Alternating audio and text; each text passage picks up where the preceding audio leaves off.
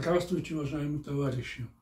Сегодня мы открываем новую рубрику в цикле наших передач. Я поразмыслил и решил открыть рубрику «Полезные советы». Для чего я это делаю? Дело в том, что в течение своей жизни, когда я работал в органах прокуратуры, до этого на различных рабочих должностях, затем работал адвокатом, занимался частной предпринимательской деятельностью, был на других государственных службах. Я встречался со множеством людей, специалистов, которые попадали в экстраординарные случаи, спасали людей при чрезвычайных ситуациях, при пожарах, наводнениях, землетрясениях, вытаскивали их из-под завалов, минированием занимались, спасали людей при дорожно-транспортных происшествиях, при авиакатастрофах. И кроме этого, я заинтересовался этой, как так сказать, сферой жизнедеятельности человека, где он подвергается различным опасностям. И чтобы себя обезопасить, начал изучать специальные книги, учебники, брошюры, пособия, статьи, где бывалые опытные специалисты дают советы, как вести себя в тех или иных жизненных случаях. Ну и в нашей жизни тоже это, вот это все то, что, о чем я говорил, разные чрезвычайные ситуации, люди, человечество приобрело огромной ценой, потому что за это заплачено немало жизней, немало людей погибло, немало людей покалечено было. Все это нашло себе место в виде тех же самых правил дорожного движения, инструкций, обязанностей по технике безопасности при производстве тех или иных опасных видов работ. Согласитесь, что если человек не соблюдает эти правила, то он подвергнет не только свою жизнь, но и жизнь других людей огромной опасности. Поэтому я решил все это собрать воедино и поделиться с вами. Конечно, нельзя сказать, что вот эти советы, которые дают бывалые специалисты, которые я сейчас намерен транслировать вам, сделают вашу жизнь абсолютно безопасной. Нет, конечно.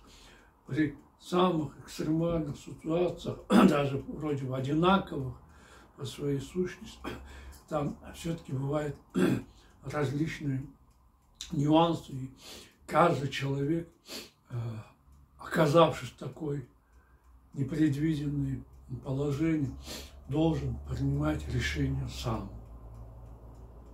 Но, как говорится, кто предупрежден, тот вооружен. Если человек знает хотя бы элементарные базовые правила безопасности, как вести себя в той или иной ситуации, то шансы его на то, чтобы остаться живым или хотя бы не покалеченным, многократно увеличивается. Если он будет знать хотя бы элементарные правила, как вести себя в тех или иных ситуациях. Ведь сейчас, согласитесь, у нас огромный объем информации, и все это невозможно запомнить. А вот когда все это будет вам даваться в компактном, компонованном виде, то это, я думаю, гораздо легче усвоить. И самое нужно сказать еще одно главное. Наша жизнь и здоровье держится именно на конкретных знаниях и на понимании общей логики безопасности. Каждый здравомыслящий человек должен, конечно, в силу своего возраста и опыта предвидеть опасность, стараться избегать ее. Ну а если он все-таки попадает в ту или иную передрягу, должен действовать быстро и решительно, опираясь в том числе и на самые базовые правила поведения в тех или иных ситуациях. Ну, сейчас я хотел бы начать рассмотрение таких неприятных ситуаций, в которых может оказаться любой человек. Это автоаварии. Мы часто пользуемся автомашинами, автотранспортными средствами. Это или собственные машины наши, или общественный пассажирский транспорт. Но так или иначе, всем нам приходится пользоваться услугами автотранспорта. Ну, по автотранспорту, по дорожно-транспортным происшествиям есть много их видов, этих ДТП. Столкновения машин, скольжения, там, взрывы, падение в воду с обрыва, различные виды автокатастроф бывают. Ну, мы сегодня начнем рассмотрение автокатастроф именно с того случая, когда автомашина, на которой вы едете, упала в воду, в речку, в озеро или в какой-то другой водоем.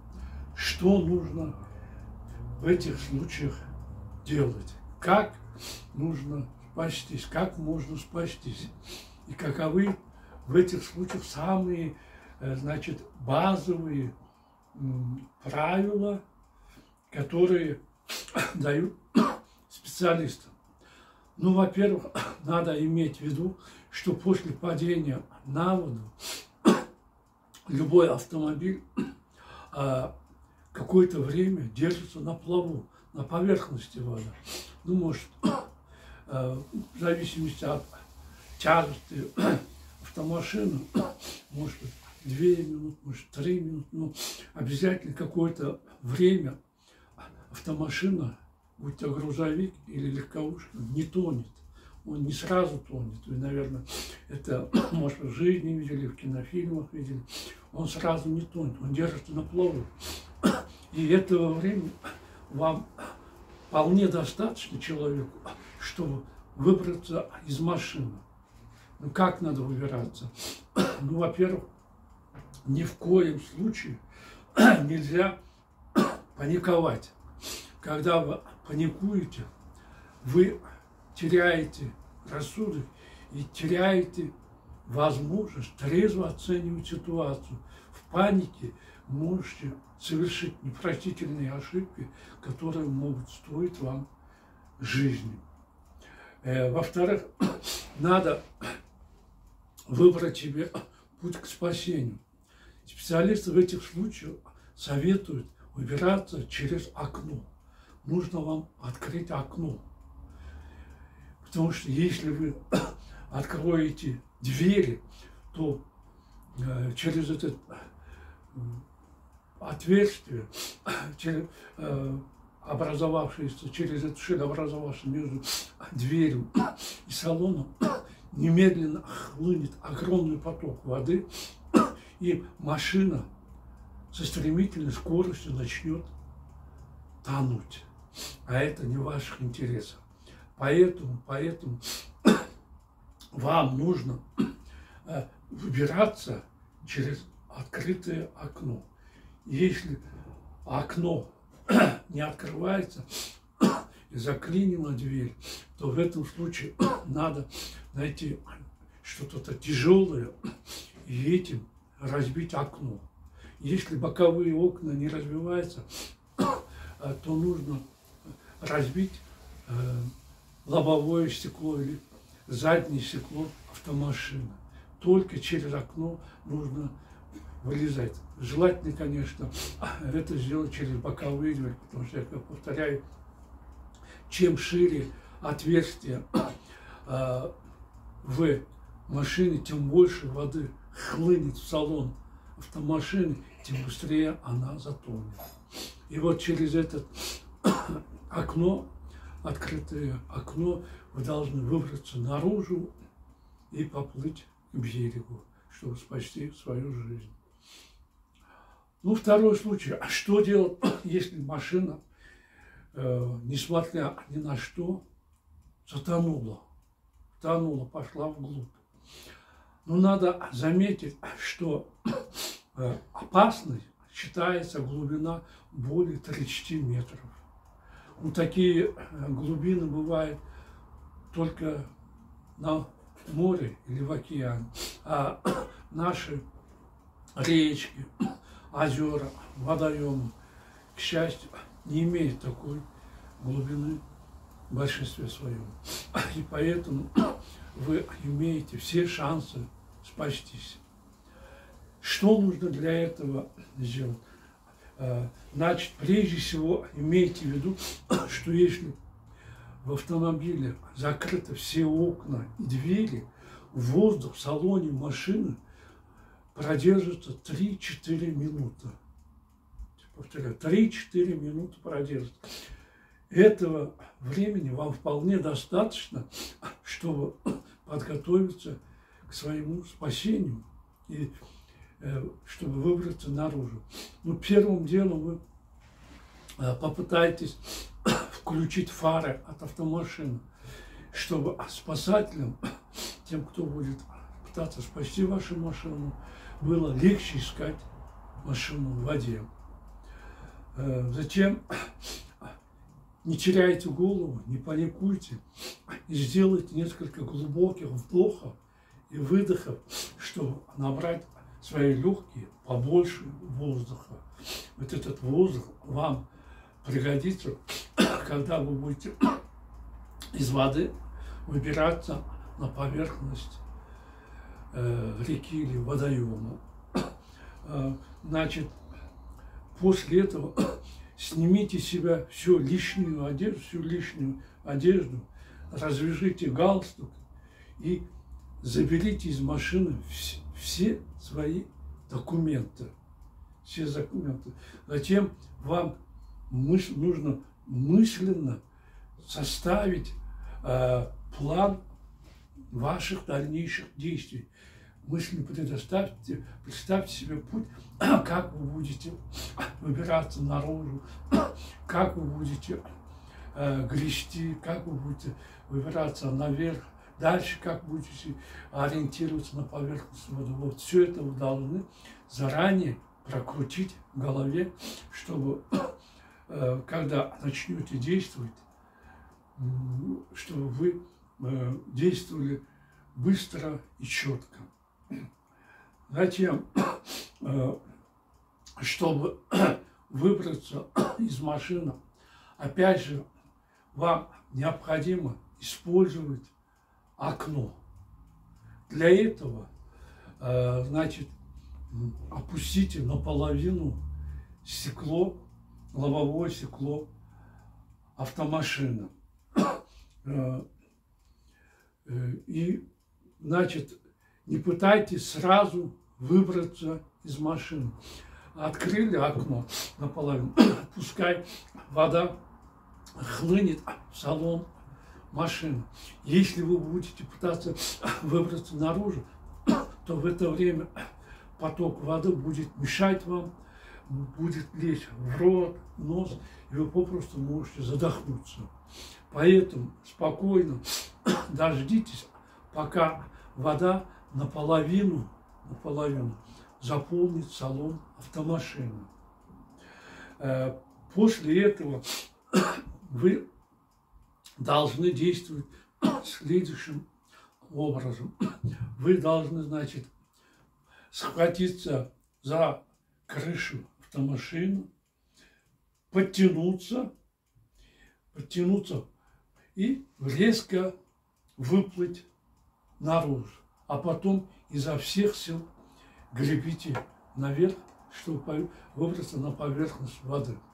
Имейте в виду, что даже из самой большой глубины, до 30 метров, чтобы выбраться из такой глубины, человеку потребуется 30-40 секунд. И это время у вас в запасе будет эти самые 30-40 секунд. Потому что когда, я говорю, вы вбираете себе воздух, то этого запаса кислорода в вашем организме должно хватить минимум на минуту или даже на 2 минуты. Ну, в зависимости от того, как человек натренирован. А чтобы выбраться наружу, вам достаточно 30-40 секунд. То есть, если вы не будете паниковать, этого запаса воздуха вам с лихвой хватит, чтобы вырваться наружу. Так как я вам говорил, опасным является глубина водоема более 30 метров. А в речках такой глубины или в других водоемах практически такой глубины не бывает. Ну, это все, что я хотел вам сказать о том, как надо себя вести, когда машина упала в воду. На следующей передаче я расскажу вам о других видах автоаварий, таких как лобовое стекловые столкновения, занос автомашин и другие виды дорожно-транспортных происшествий, чтобы вы знали, как действовать в таких случаях, чтобы сохранить свою жизнь. На этом я прощаюсь с вами. До свидания. До новых встреч.